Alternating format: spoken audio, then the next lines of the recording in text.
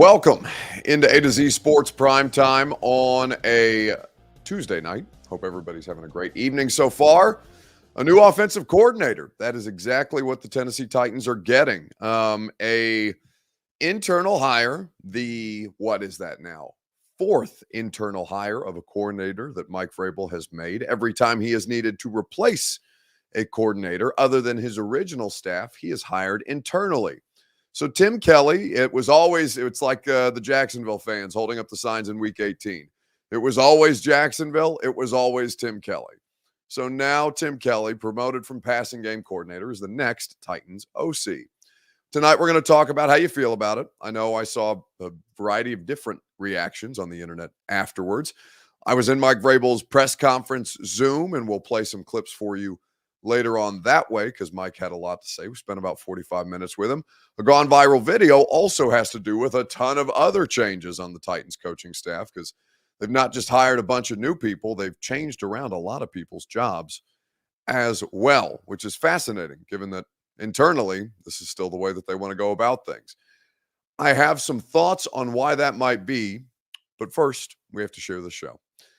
If you are on Twitter, please retweet the show in the bottom right-hand corner of your screen. If you are on Facebook Live, you can share now to public. They are in the bottom left. YouTube and Twitch, you can subscribe to the channel. You can throw a like on the video, and we will greatly appreciate you that way. Kevo says the State of the Union is on, but I'd rather watch Buck. Well, I've gone back and forth between the Auburn-Texas A&M game and the State of the Union.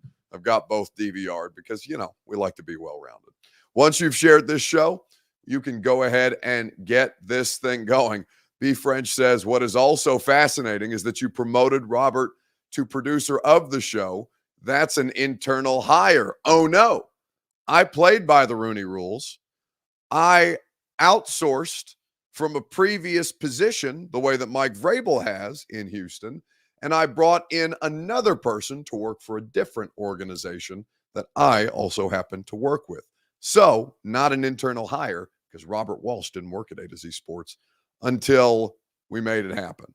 Either way, oh dear God, I just realized that my laptop charger is downstairs and my laptop is going to die. This is a legitimate disaster scenario, and I don't know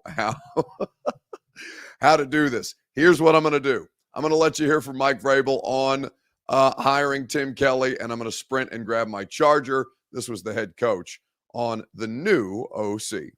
I think it's the right fit for us at this time. It's the perfect fit. I think what Tim ultimately was able to do was be able to provide some familiarity and some carryover to what we were doing, because I don't think everything's broken. I don't believe that. But then also be able to add some things that can really help us.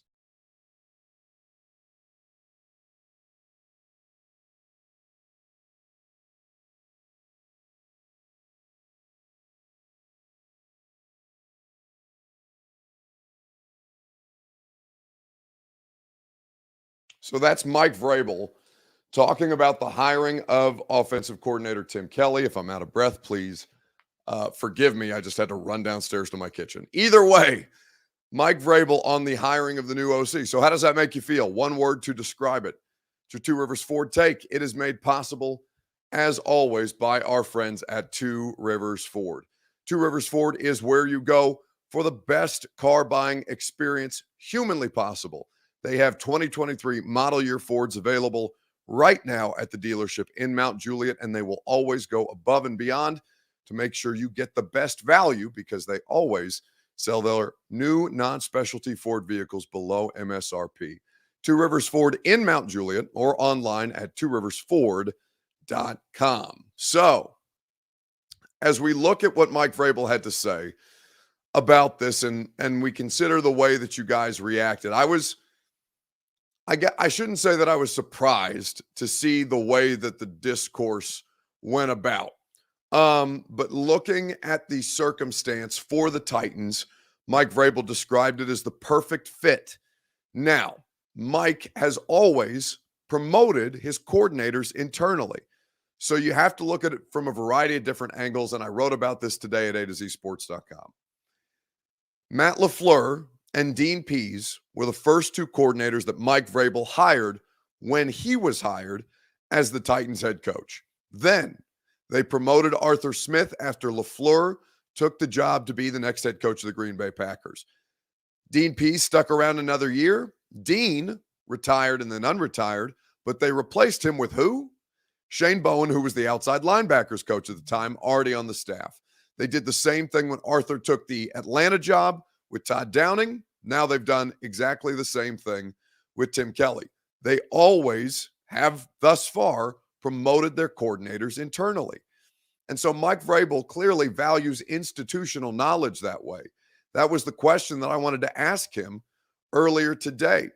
This was Mike when I asked him about the need for institutional knowledge, or how much of a value he places on it when he's making these coordinator promotions. Buck. Okay. Yeah, Mike, with the coordinator hires, I mean, with as often as you guys have gone internal, how important is institutional knowledge for you when it comes to these kind of things? Well, the whole idea, is what I know and what I believe in. And it's more importantly what I believe in. And if I didn't think that we had the right people here, we would try to go and get somebody else. I think we hire really good people. I mean, you see that from other opportunities that we've had in the 5 years that we've been here, putting together a great staff that I believe in, that'll teach, develop, and inspire our players through making a connection with them. And you could see that. I have to identify men and women that I think can continue to grow, have upward mobility, and if they fit what I'm looking for, and they are the right person for the job, well then I'll do my best to put them in those positions. So that's Mike Vrabel talking about internally promoting. If I didn't think they were the right people, they wouldn't be on the staff in the first place. So at this point, you got to take him at his word. Now, here's the thing. He was asked, Mike Vrabel was today, about why they didn't promote or why they didn't make a change with the OC situation in season last year. And he ducked it. He just kind of deferred to, I'm not here to talk about last year. I appreciate everybody's questions, which is what he says when he doesn't want to answer a question about things that happened last year. He said he was here to focus on this year and this coaching staff, which is the correct PR strategy, because he's not trying to make headlines beyond the headlines that are about, okay, the team has just hired a new OC. So one word to describe your emotions when you heard that this was going to be the case. DeMario Patterson says consistent. Yeah, the consistency of hiring internally. That seems to be really where they go. Jonathan Ertl says status quo. It's definitely status quo at this point. And Mike said, he thought that it was the perfect fit, and he doesn't think things about them offensively are broken. He doesn't believe that, is the quote that he gave. And you heard that earlier in the show. So I think when I think about the word that this most describes to me, or this most, embodies the hire that this team has just made, I kind of default to uninspired. Uninspired doesn't mean it's a bad hire. Uninspired just means, okay, they did what they always do. And it may look different. He may find something closer to Arthur Smith than Todd Downing was. He may find an offensive coordinator who is functional but not great, as Todd Downing was for a season. He may find ways to improve upon certain things and be deficient in others. And by the way, there's still the problem of the roster, because what Mike Vrabel said to us when we asked him about why he didn't make a change in the season, well, I'll tell you that here in just a second, right after I remind you that the Primetime Show is presented by the Ashton Real Estate Group of RE/MAX Advantage. GaryAshton.com. That's where you go for your dream address without the stress. Nobody has better intel than the Gary Ashton team, and they will make sure to put you in position to succeed. So trust the Ashton Real Estate Group, the team that your favorite teams trust at GaryAshton.com. So, as you look at the situation, we asked Mike, hey, is it an unfair question, basically, to ask you why you didn't make a change last season? And what he says was, it really wouldn't have made a difference. And that's an interesting answer. Now, I'm paraphrasing a little bit, but the general theme was it wouldn't have made a difference if we'd have changed play callers. And so immediately when you hear him say that, you understand that he is in a situation where he is not trying to actively rip the roster, but he's not going to undermine himself because he's already told us that he doesn't make in-season coaching changes that way. So he's backed himself into a little bit of a corner because when he says it wouldn't make a difference, well, objectively, as Skerblerd says, that's the wrong answer. Don't tell me that the dude you just hired to fix this thing, it wouldn't have made a difference if you put him in to fix this thing last year. And if you're going to say that, then be willing to expound on why, which he wasn't willing to do. He said, I'm not going to reflect back. Here to talk about our coaching staff moving forward, yada, yada. Now, we're going to talk about some good things that Tim Kelly brings to the table because I don't think it's the greatest hire in the world. I don't think it's a bad hire. I think it can work. And I think them making as many changes to the coaching staff, like moving people into different positions, I think that's fascinating. I don't know if that's because Tim has requested that be the case or Tim has discussed that with Mike and they've decided to, make Charles London their quarterbacks coach as well as their passing game coordinator. Luke Steckel now a run game coordinator, not something that they've had in years past, and making Tony Deuce the former running back coach, the tight ends coach. There's a lot of interesting moves there that I find, fascinating. So I think uninspired is my one word. Doesn't mean it's a bad hire, just doesn't mean it's, it's not Eric Bieniemy. And I think a lot of you guys had talked yourselves into somebody like that, or even Matt Nagy, who's of course coaching for the Chiefs right now at this point. It's my understanding that they, I don't know that they ever got an interview with Nagy. And I don't know that the Ravens or the Titans ever got an interview with Bieniemy. I know that they had requested it. I did not see anything or hear anything to the effect that those two actually interviewed with the Tennessee Titans before they made sure to hire internally their guy. So now the question that I want to ask you is this in the comment section on Facebook, YouTube, Twitter, and on Twitch. What does Tim Kelly bring to the table offensively? Now, I'm asking you a question that you may not know the answer to, and that's okay. But I think the better way to phrase this for us is, what do you want Tim Kelly to bring to the table offensively, not what he does? I'm going to show you what he does. That is a mistake on my part to ask you, what does Tim Kelly bring to the table offensively? I want to know what you want Tim Kelly to bring to the table offensively. And let me just correct that very quickly. Okay, got it. So I will get into that with you, and we'll show you a good clip from A to Z Sports Film Room right after I remind you that Superbook Sports is getting you ready for the championship game. It is on the horizon. It is about to happen on Sunday, and it's going to be spectacular. Superbook Sports is the place that you can wager on that game. Superbook features the best menu of prop bets in the business. Plus, you can check out their special odds boost and promotions at superbook.com. They've got over 3 decades of odds-making experience in Las Vegas. There's no better place to wager than Superbook Sports. So win some money as one lucky team wins the championship. Download the Superbook Sports app today. Visit superbook.com for terms and conditions. Gambling problem? Call the Tennessee Red Line, 1-800-889-9789. So, what do you want Tim Kelly to bring to the table offensively in this offensive coordinator role? Titan the Tiger says Chig will eat well in this offense. Let's see. Vrabel hiring everybody from the Texans staff, says Daddy Hot Drops. Well, we were talking about, so I have a group text with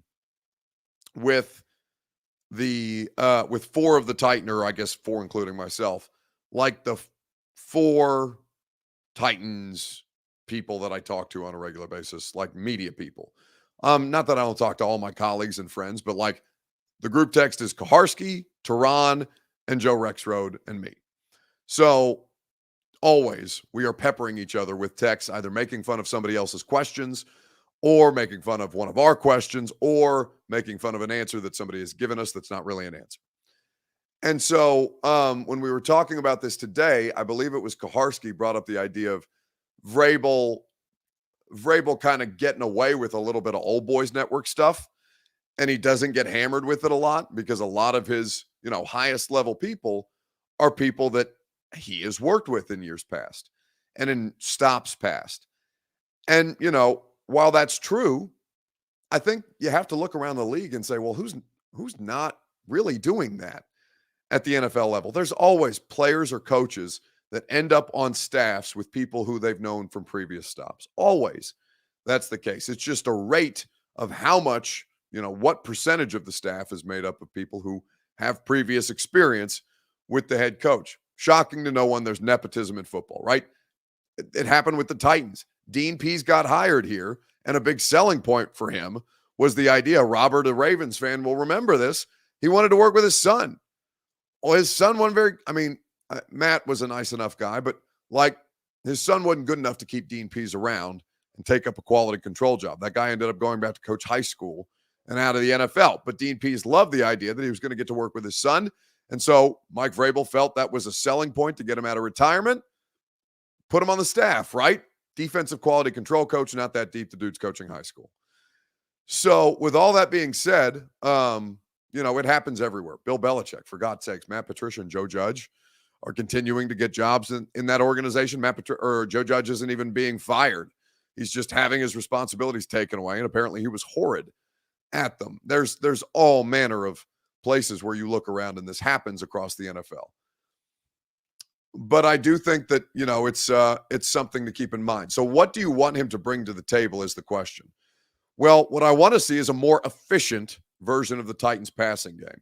I think the thing that frustrates me the most is that damn near any NFL team could do this with some kind of ease, except, 3 of them that reside in the AFC South and the 4th who took a better part of, half a season to get that up and running as well. Here are 5 Tim Kelly plays you will see in the Titans passing game, a clip that our friend at A to Z Sports Film Room did last year when they hired him as the passing game coordinator. The Tennessee Titans hired Tim Kelly as passing game coordinator this offseason. He was the Houston Texans offensive coordinator from 2019 to 2021, and the Texans didn't have an elite passing game by any means, but they outperformed mediocre personnel and improved down the stretch. Tim Kelly runs a similar passing game to Todd Downing, who runs a similar passing game to Arthur Smith. He does use a lot more gap runs than Tennessee, but he was brought in as passing game coordinator, so I don't expect the Titans' rushing philosophy to change very much. So I want to take a look at 5 passing concepts from Tim Kelly's offense that will most likely show up in Tennessee's offense this season. Play action bang is a very simple concept. The offense comes out in heavy personnel, and ideally the defense comes out in a cover 3 look like Arizona does here. The Cardinals stack the box with 8 defenders and play off cover 3, making the dig route an easy completion. A.J. Brown got a ton of production off of this play in 2019 and 2020, but the Titans didn't run it as often last season. They also didn't get as many favorable looks. If they can get defenses to sell out to stop the run, this can be a great way to get Treylon Burks easy targets early on. Dagger consists of a seam or skinny post from the number 2 and a dig route from the number 1. It's usually paired with play action, and it creates a high-low read on the deep safety. This is a concept that you'll see in most offenses, including Tennessee's, where you've got a quarterback who's effective attacking the middle of the field. Tim Kelly ran a lot of slot fades to the trip side, and he had some decent success. The Titans ran this a lot as well. They targeted fade routes to the slot 9 times, but they had 0 completions. And this is something the Titans coaching staff needs to figure out, either come up with a way to get receivers open on this concept or stop running it.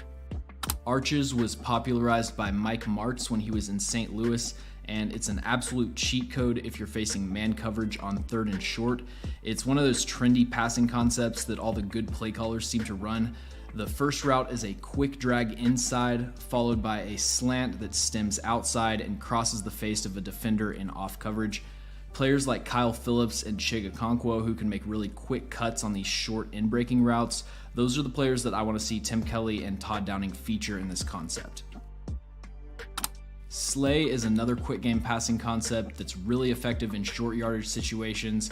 It's a slant and a flat route, and one of these routes is essentially just a pick to get the other route open. I really like this play design against Miami. It's 3rd and 2, and the Dolphins are running their crazy zero blitz package, so we know they're in man coverage. Danny Amendola goes in return motion, and so Nick Needham has to follow him since that's his assignment. So he's already a step behind, and then he gets picked by a quote-unquote slant route. And I agree with Mike Vrabel on this sort of play. Just make the referees call offensive pass interference. Tim Kelly is a really good play caller, and I think he'll be a valuable addition to the offensive coaching staff. It's still Todd Downing's offense. I don't think Mike Vrabel is the type of coach to employ a coordinator if he doesn't think they're capable. And ultimately, the most important thing is having good players that are healthy. So that's a great breakdown by James, who does fantastic work for A to Z Sports Film Room. We saw some of those concepts, but again, the bang play action in particular, seen that a ton early on in Mike Vrabel's tenure. Defenses started sitting in the middle of the field, taking that bang play action dig route away. And it was an adjustment that the Titans did not adapt to very well. Todd Downing in particular did not find ways to creatively take advantage of other opportunities on the field. And so that is now what the hope will be for Tim Kelly. And it puts a tremendous amount of pressure on Mike Vrabel, to be honest with you. This is going to be his most scrutinized decision. I mean, this is his, this sounds like an article that I need to write. Tim Kelly is Mike Vrabel's A.J. Brown moment. That would have been such a better headline, Robert. Damn, what are we doing here? But it's true. Tim Kelly, the hiring of this offensive coordinator, is to Mike Vrabel as trading away, the decision to trade away A.J. Brown was for John Robinson. Now, I don't think that Mike Vrabel, if this goes poorly, is going to get fired in the middle of the season. But I think that it would ramp up the level of intensity that people start to hyper-scrutinize Mike and his consistent decisions to promote from within, as opposed to, even if it's just for the sake of doing so with somebody you feel you can work with, finding an external candidate who brings new eyes and fresh ideas. It really does feel that way. Damn, I'm pissed I didn't think of this earlier. That's a really, really great title.